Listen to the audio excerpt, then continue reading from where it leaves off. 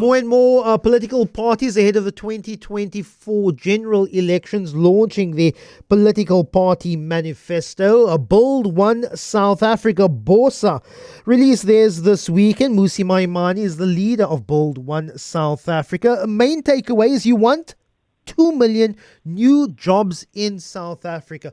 But what's your macroeconomic policies to get to that number, Mmusi? Good morning. Good morning, and good morning to fellow South Africans. And I think we arrive at that number on the basis of many households in South Africa that are without a single income, of which 40% of them are reliant on remittances and welfare. And therefore, we deduce that if you were to introduce 2 million unique new jobs in each household, you'd be able to put a job in every home. And looking at the broader picture, of course, no economy can grow under set conditions. So we look at how do we ensure the transition of Eskom to create a base load so that we don't have to deal with load shedding. That's introducing SMRs, which are small modular reactors, and transitioning into a sustainable, environmentally friendly energy supply. Secondly, we look at transport and logistics, which is about making sure that the ports in Durban are not clogged up. So you create a public-private partnership in that regard. And then thirdly, we look at community environments. So the first is the regulatory framework, and the second is about making sure that communities are safe, for it's very difficult to run a business within that space. On the micro, and that's an important part, is we've created a national venture capital fund to ensure that we can stimulate small businesses so that more and more jobs can be created, particularly in townships. You've also fashioned yourself as a little bit of a education reform campaigner. And you're also one of those South Africans who often point to this 30% pass mark in South Africa. We've always had either a higher grade, a standard grade, or a lower grade pass, Mmusi.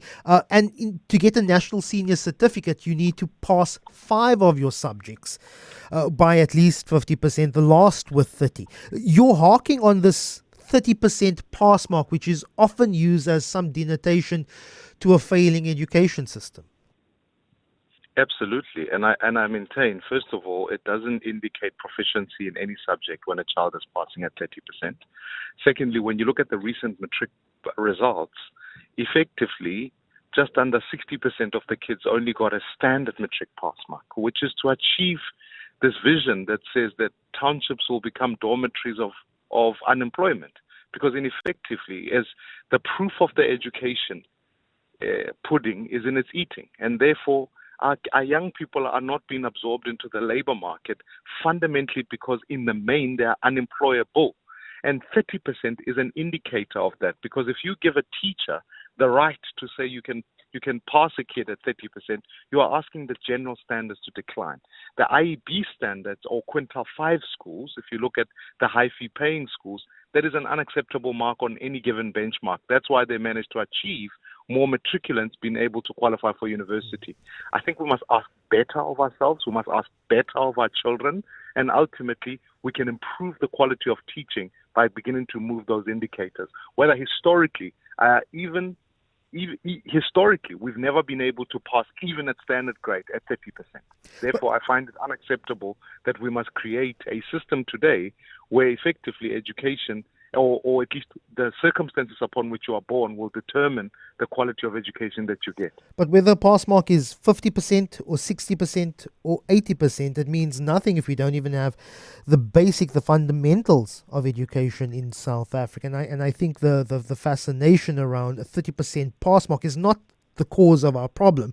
The cause of our problem is that we have grade 4s who aren't able to read. We have... But Lester, let me highlight that point, because as you would have seen in the manifesto outline, 30% is one component that says lifting standards. To achieve the lifting of standards is, of course, to ensure that by the time kids reach grade 10, you're never going to get them to pass through unless you improve reading standards, particularly at ECDs, making sure every child gets the best start, building the correct infrastructure. I spoke at length even about the introduction of digital education so that we can make sure it's blended in schools, so that our kids are starting to do robotics and can compete. So there's much broader reform on education. 30% is but one component of the issue, I don't deny, but it's a bellwether, it's an indicator of which direction you want to go in your education space. Can we have holistic, balanced, well-formed humans if we drop subjects like life skills, for example, which you have called for in the past? Yeah, look, and I've called for because I think that I used to work in a school.